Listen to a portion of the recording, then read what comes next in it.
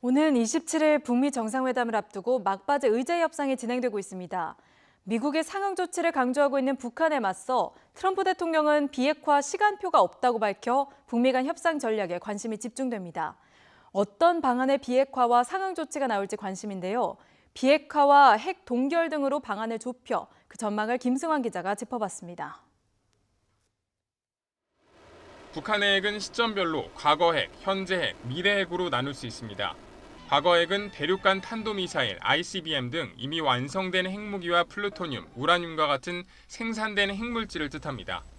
현재 핵은 지금 이뤄지고 있는 핵무기 관련 프로그램, 미래 핵은 앞으로 핵무기를 고도화할 핵 미사일 실험을 의미합니다.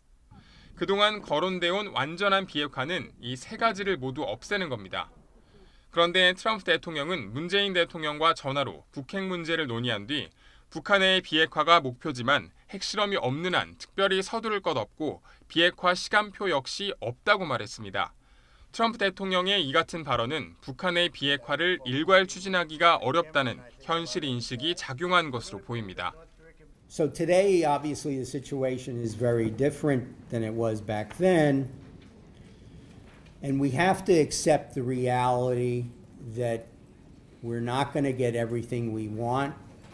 이에 따라 이번 정상회담에서는 완전한 비핵화 대신 일단 핵 개발 활동을 멈추는 동결에 초점을 맞추고 이후 비핵화 협상을 계속 이어갈 가능성이 높다는 전망이 제기됩니다.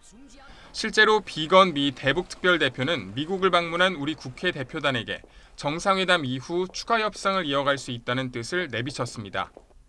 트럼프 대통령의 발언은 정상회담을 앞두고 기대 수준을 낮춤으로써 어떠한 결과가 나와도 모두 성공적이라는 주장을 하기 위한 것으로 보고요. 정상회담에서는 가능한 많은 비핵화 조치를 얻어내기 위해 적극적인 노력을 기울일 것으로 봐요. 핵 동결 수준으로 합의할 경우 미국의 제재 해제 등 상응 조치가 어느 수준에서 결론 날지도 이번 정상회담의 관전 포인트입니다.